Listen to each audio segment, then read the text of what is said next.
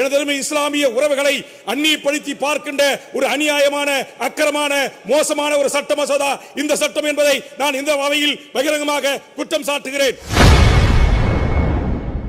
மத்திய அரசு நாடாளுமன்றத்தில் கொண்டு வந்த வக்பு வாரிய சட்டத்திருத்த மசோதாவிற்கு எதிராக முதல்வர் ஸ்டாலின் சட்டசபையில் நிறைவேற்றிய எதிர்ப்பு தீர்மானத்திற்கு தமிழக வாழ்வுரிமை கட்சி தலைவர் எம்எல்ஏ வேல்முருகன் ஒப்புதல் அளித்துள்ளார். இது ஏற்கனவே முத்துவள்ளி என்கிற அடிப்படையில் இஸ்லாமிய பெரியவர்களுக்கு வழங்கப்பட்டிருக்கிற உரிமையை பறிக்கின்ற ஒரு சட்டமாக இது இருப்பதோடு மட்டுமல்லாமல் இஸ்லாமிய மக்களிடத்திலேயே போரா, ஆகானி என்கிற இரு பிரிவு மக்களையும் பிரித்து அவர்களுக்கென்று தனித்தனி வகுப்பு வாரியங்களை உருவாக்கி இந்திய முழுவதும் ஒற்றுமையாக இருக்கிற இஸ்லாமிய சமூகத்திலே ஒரு குழப்பத்தை உருவாக்கி அதன் ஊடாக அரசியல் ஆதாயத்தை தேடிக்கொள்கின்ற ஒரு பிளவுவாத அரசியல் செய்கின்ற ஒரு சட்ட மசோதா என்பதை நான் இந்த அவைக்கு சுட்டிக்காட்ட விரும்புகிறேன். அதே போன்று பேரவைத் தலைவர் அவர்களே, இந்த சட்ட மசோதாவில் மாண்புமிகு முதலமைச்சர் அவர்கள் குறிப்பிட்டது போல புதிதாக 2 அதாவது மாற்று மதத்தினரை உள்ளே கொண்டு வருவது, அதுபோன்று இந்த 10 ஆண்டு 12 ஆண்டுகள் இந்த நிலத்தை வைத்திருந்தால் அவர்களுக்கு பட்டா மாற்றி தர செய்வது, அது உள்ளிட்ட 44 திருத்தங்களை கொண்டு வந்திருக்கிறது.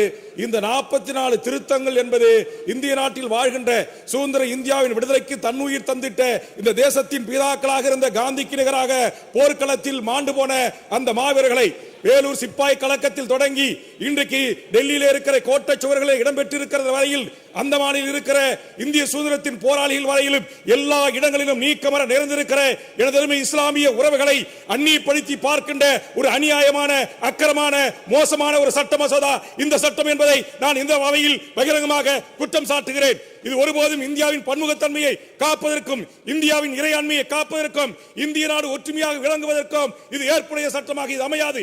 இந்தியாவை பிளவுபடுத்துகிற ஒரு சக்தியாக மாற்றும் இருக்கிறக்கும் எத்தனை முறை ஒரு சமூகத்தை, ஒரு சிறுபான்மை மொழி சமூகத்தினரையும் அல்லது மத சமூகத்தினரையும் அடக்க நினைத்தால், ஒடுக்க நினைத்தால் அவர்கள் திமிரி எழுவார்கள். தொடர்ச்சியாக அவர்கள் கொண்டு வருகின்ற சட்டங்களாக இருந்தாலும், பொது சிவில் சட்டமாக இருந்தாலும் இந்திய முஸ்லிம் சமூகத்திற்கு நேரெதிராக இருக்கிறது. ஒரு சமூகத்தை அழித்தொழிப்பதை குறியாக வைத்து காய் நகர்த்துகிற பாரதிய ஜனதாவின் நடவடிக்கை, சங் பரிவார் RSS கும்பலுக்கு இன்றைக்கு நேரடியாக துணை போகிற நடவடிக்கை.